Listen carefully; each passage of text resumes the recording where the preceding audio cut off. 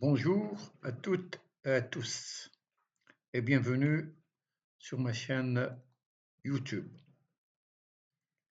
Aujourd'hui, je vous propose une réflexion sur un phénomène qui bouleverse nos sociétés, l'impact des réseaux sociaux sur l'information,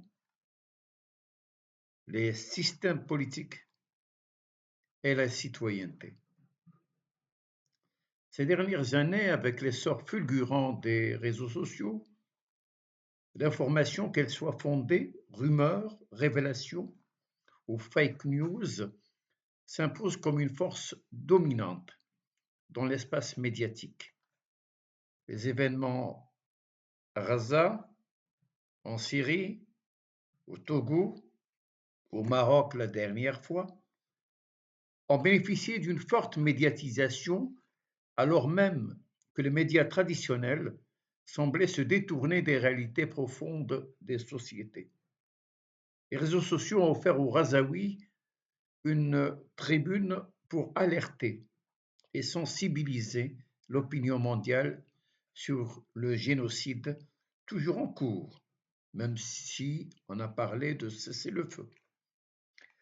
Face à cette dynamique, l'État sécuritaire demeure souvent aveugle aux signaux faibles émanant des sociétés.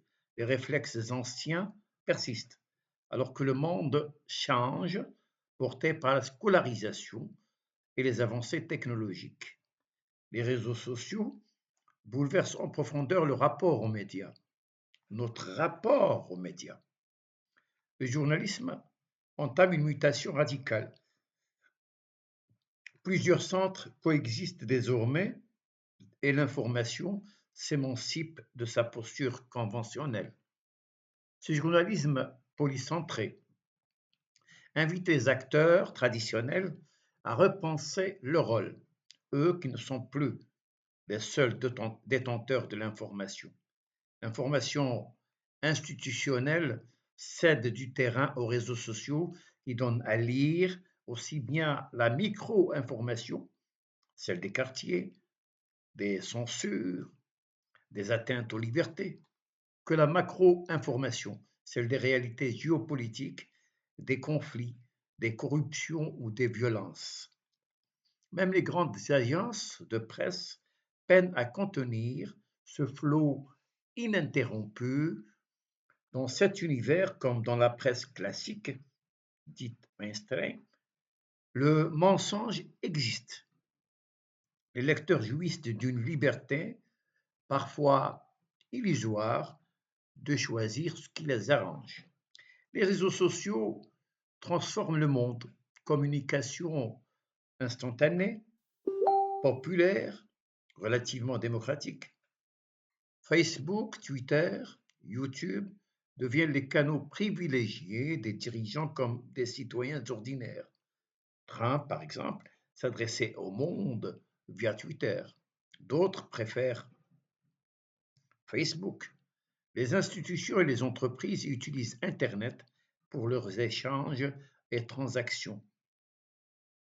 Cela ne signifie pas la fin de la presse papier ou audiovisuelle.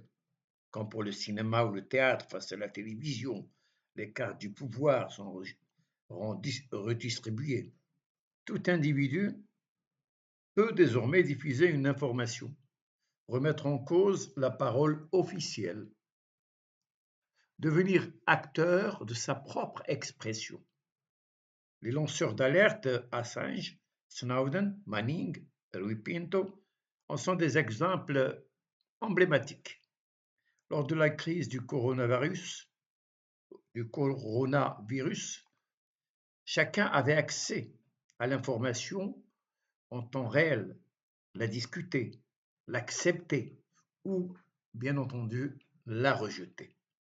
Les médias traditionnels sont devenus les otages de cette nouvelle presse qui redéfinit les rapports entre population et pouvoir. Jamais les médias classiques n'ont été aussi fragilisés. Les GAFAM, Google, Apple, Facebook, Amazon dépassent désormais les États. s'arrogeant le droit de censurer. Mais d'autres puissances émergent. BATX en Chine, Yandex et Contact en Russie. Cette montée en puissance traduit une redistribution des pôles d'influence dans l'espace informationnel mondial. Dans ce contexte, les réseaux sociaux révèlent la complexité des sociétés, la pluralité des discours, la multiplicité des points de vue. Ils exposent des tensions et des contradictions que les espaces figés refusent souvent d'admettre. Le philosophe espagnol Daniel Innerarity rappelle que jamais le monde n'a été aussi marqué par le doute et l'incertitude. Le centre ancien se dissout, de nouveaux centres apparaissent, exploitant le flux abondant d'informations. Mais cette abondance devient excès. La question cruciale est celle de la sélection. Comment extraire de ce torrent les informations pertinentes?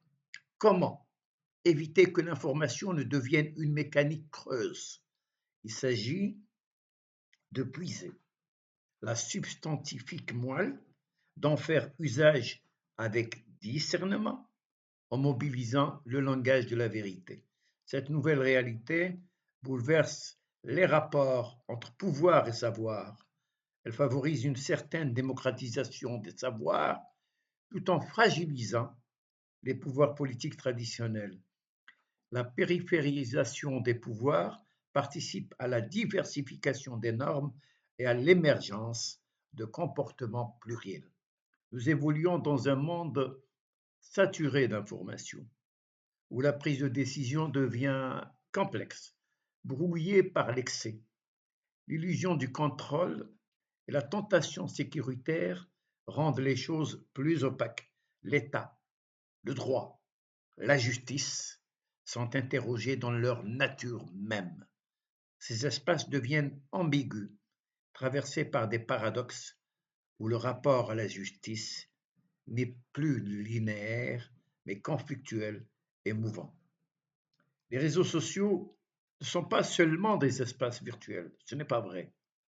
Ils sont devenus des territoires réels où se jouent des rapports de pouvoir, de savoir et de citoyenneté.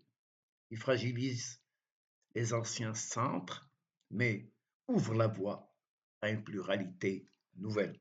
Si cette réflexion vous intéresse, laissez vos impressions en commentaire et partagez cette vidéo ensemble, explorant ces nouveaux territoires médiatiques. Et je vous dis merci de m'avoir écouté. Et